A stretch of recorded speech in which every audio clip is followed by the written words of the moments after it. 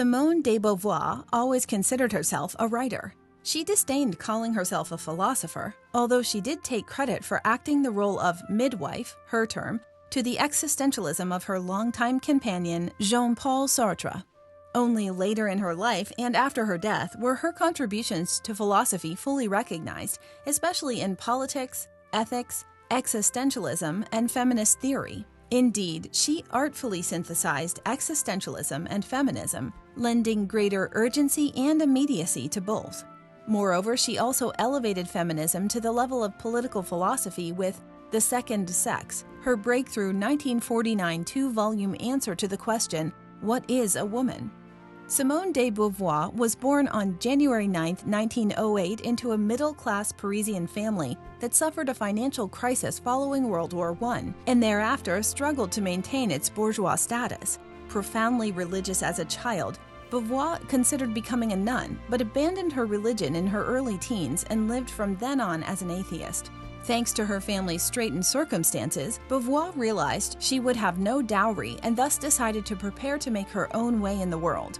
She passed baccalaureate exams in mathematics and philosophy in 1925, studied mathematics at the Institut Catholique de Paris and literature and languages at the Institut Sainte-Marie before entering the Sorbonne, from which, in 1928, she received the equivalent of a master's degree in philosophy, writing a thesis on Leibniz. She prepared for a career as a secondary school teacher in company with Maurice Merleau-Ponty and Claude Lévi-Strauss, and unofficially attended courses at the École Normale Supérieure to prepare for the prestigious agrégation postgraduate examination in philosophy. There, she met Jean-Paul Sartre, to whom first place in the agrégation was awarded, with Beauvoir placing second. At 21, she was the youngest candidate ever to pass the examination. Beauvoir taught in a lycée from 1929 to 1943, at which time she became sufficiently established as a writer to support herself with her pen. The year 1929 also marked the beginning of her lifelong relationship with Sartre, which the couple described as a partnership of the soul. Are you a philosophy student or just have a general interest in philosophy? Since ancient times, brilliant philosophical teachings and dialogues taught by great luminous minds have deeply elevated the way we think and live. The Complete Philosophy Primer is a comprehensive, organized, easy-to-read, and all-encompassing guide specifically written for students in their first college-level philosophy course, as well as anyone with an interest in philosophy. With this jam-packed philosophical guide, you will optimize your knowledge in philosophy, logic, ethics, its history, and branches. Learn philosophical concepts, term definitions, and biographies. Find lists of essential books, films, blogs, websites, and other resources. Improve your writing skills, learn how to argue effectively, and most of all, learn how to be a better student. Order your copy today to philosophize your mind and illuminate your wisdom.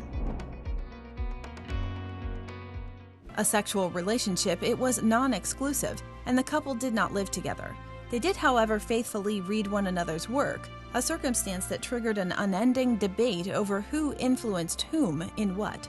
Beauvoir's formal entree into philosophy came in 1944, when she published Pyrrhus et Cinéas, an essay on existentialist ethics.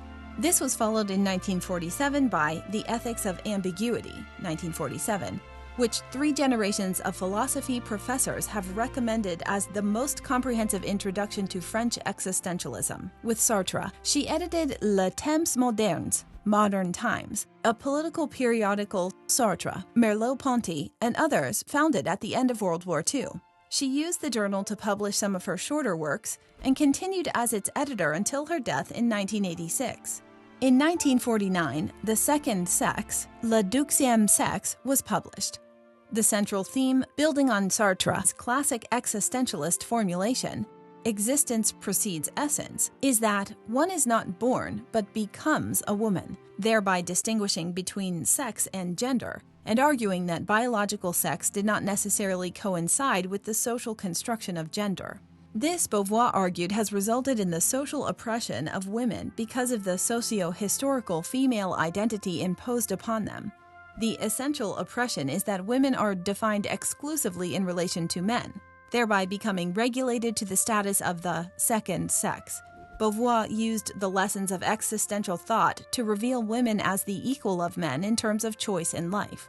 With The Second Sex, Simone de Beauvoir effectively popularized existentialism among women and conversely introduced existentialists, male and female, to feminism. In The Second Sex, existentialism and feminism are inextricably bound.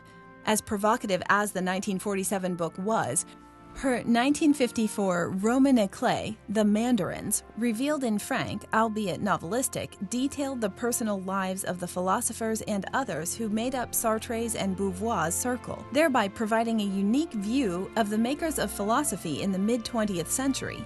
Recognizable are intimate portraits of herself, Sartre, Albert Camus, Arthur Koestler, and the American novelist and short story writer Nelson Algren. Beauvoir wrote in especially intimate detail of her extended affair with Algren, who was outraged by her appropriation of their intimacy for public consumption. Beauvoir succumbed to pneumonia on April 14, 1986, and was buried beside Sartre, who had died 6 years earlier, in Montparnasse Cemetery, Paris.